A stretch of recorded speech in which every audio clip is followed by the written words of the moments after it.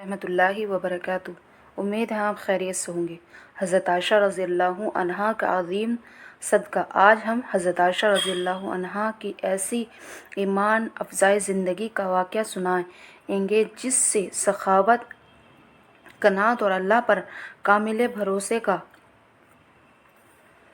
سبق ملے۔ آئیے اس مبارک واقعے سے اپنی زندگی کے لیے نصیحت حاصل کریں۔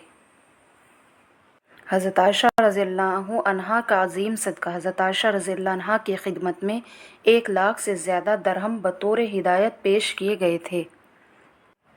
آپ نے فوراً تمام مال ضرورت مند میں تقسیم کرنا شروع کر دیا۔ شام تک 1 درہم بھی نہیں پاس باقی رہا۔ 1 درہم بھی اپنے پاس باقی نہ رہا۔ اس دن آپ رضی اللہ عنہا روزے سے تھی۔ افطار کے وقت صرف روٹی اور زیتون کا تیل موجود تھا۔ خادم نے عرض کیا 1 درہم کا گوشت بھی منگوا لیتی۔ عائشہ رضی اللہ عنہا نے فرمایا اگر پہلے یاد دلاتی تو ضرور منگوا لیتی۔ آپ رضی اللہ عنہا نے اپنا آرام نہیں، اللہ کی رضا کو ترجیح دی۔ یہ تھی صحابہ کے بے مثال سخاوت اور قناعت۔ ایک دن گھر میں صرف 1 روٹی تھی۔ ایک فقیر نے سوال کیا۔ حضرت عائشہ رضی اللہ عنہا نے وہ واحد روٹی بھی فقیر کو دے دی۔